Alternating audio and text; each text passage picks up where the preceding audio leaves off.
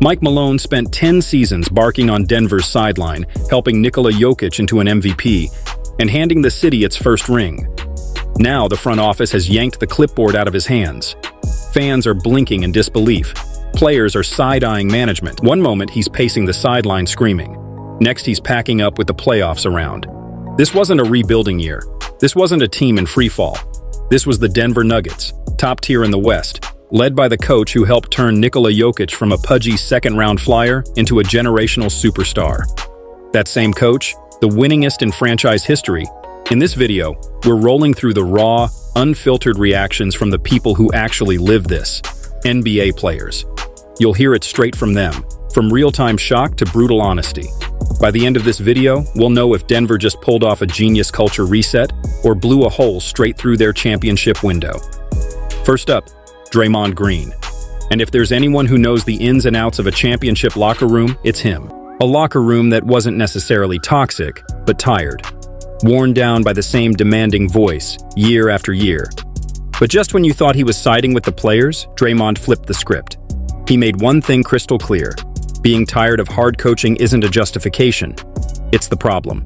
Draymond isn't blaming Malone, he's calling out the team. If Denver needed a softer touch after winning a title, maybe the problem wasn't the coach yelling, maybe it was the champions who stopped listening. So early in this story, we're already staring down a hard truth.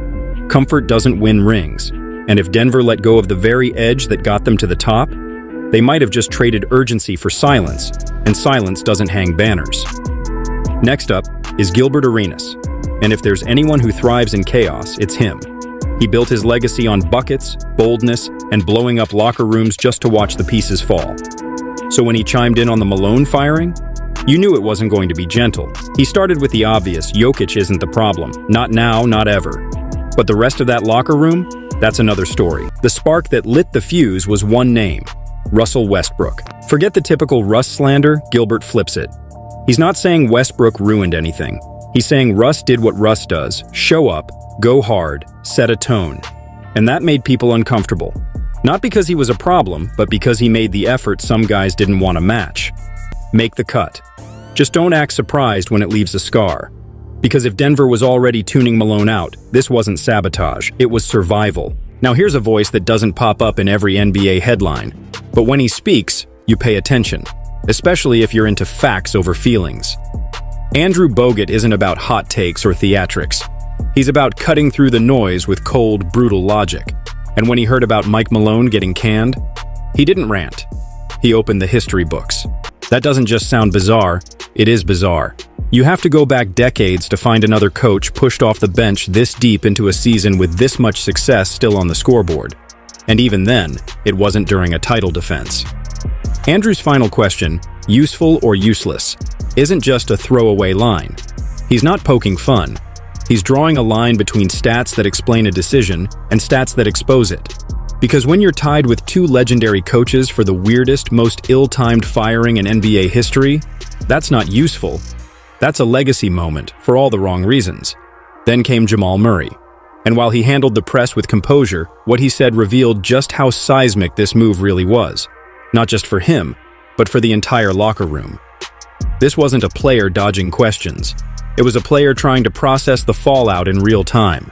Not by ranting, but by laying out exactly what Mike Malone meant to the Denver Nuggets, not as a strategist, but as the backbone of their identity. That's not a surface-level tribute. That's a franchise cornerstone recognizing the man who helped mold him, on and off the court. Malone wasn't just a coach to Murray. He was a constant, a guiding force who shaped his mentality from the day he entered the league. And more than that, Murray made it clear, the Nuggets don't become champions without Mike Malone. So when Jamal says, he's done a great job of setting the example for the group behind us, that's the kind of leadership that doesn't show up in press releases or post-game interviews. That's the internal compass a young team follows in the quiet moments between games, the glue that keeps a locker room aligned. And now that glue's gone. This wasn't some veteran coach overstaying his welcome. This was a coach players still believed in. A coach who walked side by side with Murray through injury rehabs, playoff collapses, a championship climb, and everything in between. So no, Murray didn't call it a mistake, he didn't need to. His words made something else perfectly clear. Malone wasn't just part of the Nuggets story, he helped write it. And ripping him out this close to the playoffs? That's not just a shift in leadership. It's a full rewrite with the ink still wet. Now let's get to Paul Pierce. Say what you want about his takes. When the truth speaks, there's always conviction behind it. He's not one to sugarcoat. He's not one to hedge. He played the game at the highest level, won a title as a go-to guy, and knows exactly what it takes to survive a playoff war. So when he sees a team sabotaging their chances before the postseason even starts, he's not going to sit quietly. For thinking they could coast on chemistry, vibes, and the brilliance of one transcendent player. To Pierce, it's not about whether Jokic can carry them. Of course he can. He's already done it. The real issue is, why is he being asked to? This is a team that was supposed to be hunting a dynasty, not scrambling for identity. Now they've fired the guy who built the entire structure from the sideline. In Pierce's eyes, Denver didn't just pull the plug on Malone, they pulled the plug on their own momentum. And here's the thing about championship windows. You don't always hear them closing. But when you fire your coach a week before the playoffs, you're slamming it shut yourself. But when it comes to what's really happening behind the scenes, what decisions are being made, and why, there's one man who never hesitates to pull the curtain back. Enter Charles Barkley. Chuck has built a second career on saying what everyone else is thinking, loudly, bluntly, and usually with a smirk. And when boardroom gossip starts swirling, you better believe Barkley's going to bring it to the table. So when the Malone firing went down, he had this to say. Chuck didn't start with X's and O's or even locker room tension. He went straight to the top. Ownership, front office politics, the stuff most analysts dance around, not Charles. According to Barkley, this wasn't just about the players. It wasn't even strictly about Malone. This was a silent war between the coach and the front office, and ownership hit the eject button on both. Think about what that really means. You're in contention. You've got the best player on the planet. You're months away from possibly getting another championship. And instead of doubling down on continuity, you hit reset on both of your top leaders. That's not clarity. That's chaos. Quiet chaos, maybe, but chaos all the same. And in trying not to offend either camp, Denver might have ended up alienating both. Because in a league where dynasties are built on alignment from the top down, the Nuggets chose neutrality. And at the highest level of competition, neutral gets you nowhere. Now we shift gears to Chandler Parsons. And while he's not a Hall of Famer or a former MVP, don't let that fool you. Parsons has quietly become one of the more thoughtful voices in NBA media. He's got that blend of first-hand experience and modern perspective, and more importantly, he's not afraid to say what front offices are really thinking. Just ask Nick Nurse. Just ask Frank Vogel. Just ask Mike Budenholzer. Coaches who climbed the mountaintop and got tossed off at the moment they slipped. And now, add Mike Malone to the list, because we're in a post-confetti era now, where playoff banners don't guarantee job security, where a finals run buys you a press conference, not protection, and where coaches who were just sipping champagne last June are now watching from home. Malone didn't just join a growing list, he joined a trend. And Parsons, sitting back and calling it like it is, just reminded us, it's not personal, it's business. But that doesn't make it any less brutal. Now let's hear from Aaron Gordon. Of all the Nuggets players who've spoken, his reaction might be the most measured.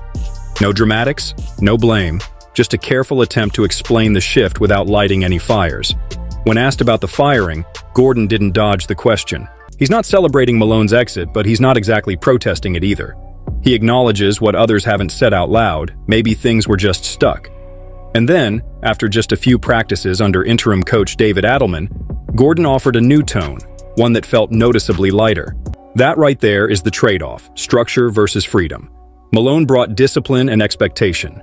Adelman, at least early on, is bringing openness and shared responsibility. Gordon doesn't make a dramatic statement either way. But what he does suggest is that change might have been needed, not because things were broken, but because they were stale. And in a league where momentum matters, maybe that's enough. Still, it leaves us with one question. Did the Nuggets lose their structure or find a spark? Now it's Shaq's turn.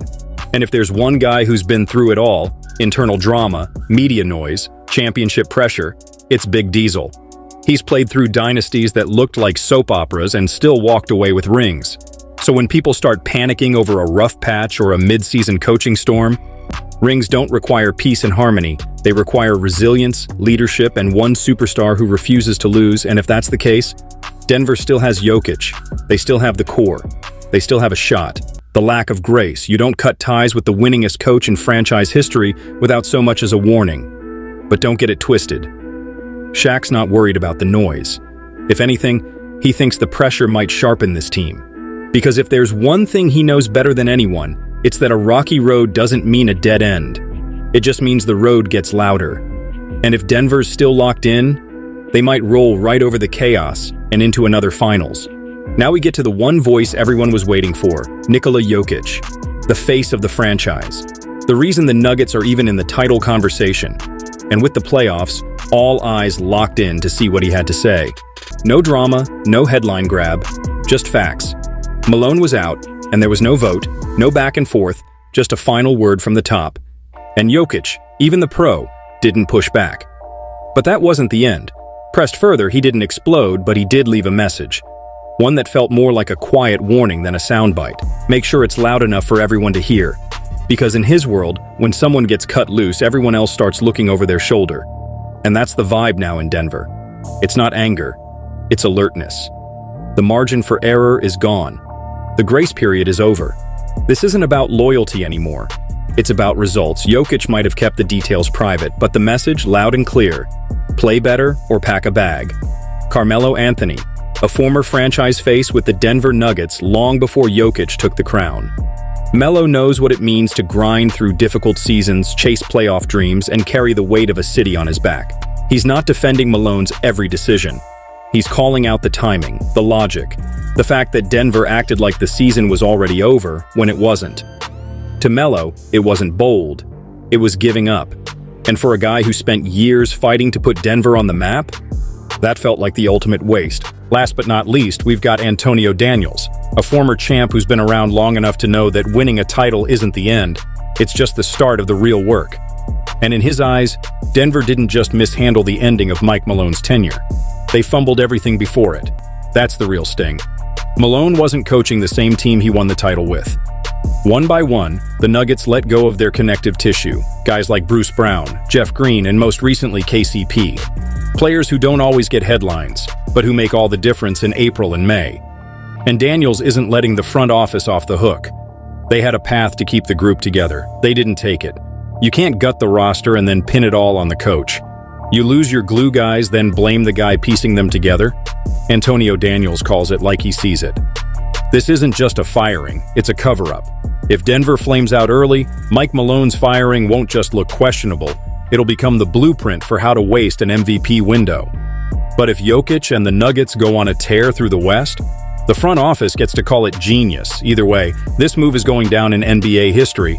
We're just waiting to find out if it lands under triumph or disaster. So where does the truth lie? On one hand, you've got a locker room jolted awake, ready to prove it's about the system, not the man. On the other, a franchise that just cut its safety net while walking a championship tightrope. If they win, Denver rewrites the playbook. If they lose, Malone's pink slip becomes basketball's next cautionary tale. Tip-off is hours away, pressure's peaking, and history's watching. Buckle up. The verdict starts now.